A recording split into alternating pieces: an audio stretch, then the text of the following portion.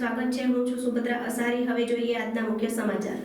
Aravalli મેઘરજના Kaliyakuva road ઉપર car ઝાડ સાથે અથડાતા ચાલક ગંભીર રીતે ઇજાગ્રસ્ત। અરવલ્લી જિલ્લાના મેઘરજ તાલુકાના કાલિયાકુવા મેઘરજ રોડ ઉપર આજે એક ગંભીર માર્ગ અકસ્માત સર્જાયો હતો।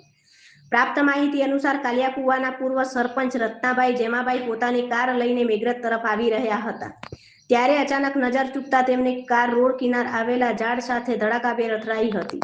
અકસ્માત એટલો ગંભીર હતો કે કારને ભારે નુકસાન પહોંચ્યું હતું। અકસ્માતમાં રત્નાભાઈને ગંભીર ઇજાઓ પહોંચતા સ્થાનિક લોકોની મદદથી તાત્કાલિક સારવાર માટે મોડાસા હોસ્પિટલ ખાતે ખસેડવામાં આવ્યા હતા। ઘટનાની જાણ થતાં સ્થાનિક લોકો ઘટના સ્થળે દોડી આવ્યા હતા। અકસ્માતના ચોક્કસ કારણ અંગે વધુ તપાસ હાથ ધરવામાં આવી રહી છે। રિપોર્ટર રાજેન્દ્ર મકવાણા, મેઘરજ।